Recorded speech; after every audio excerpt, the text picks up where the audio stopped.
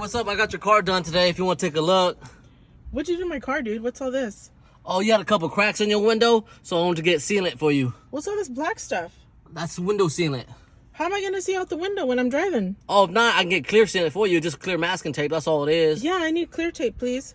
Okay, I'll get that done for you.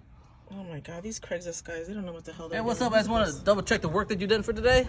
Yeah, what's all this tape on the handles here? Oh, I thought you wanted your car childproof, no? Yeah, but you're supposed to childproof from the inside so that, the child can't open the door from the inside. No, you idiot. Childproof means you cannot open the door from the outside, meaning a stranger cannot just open your car from the outside and grab your child. So I made it childproof today. That's what you wanted. You idiot, you're supposed to do it from the inside though, not the outside. What's this guy doing to my tire? Hey, what do you need in my tire?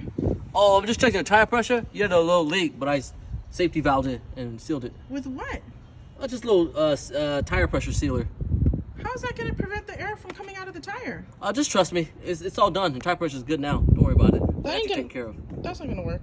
Yeah, it is. Don't worry about it, okay?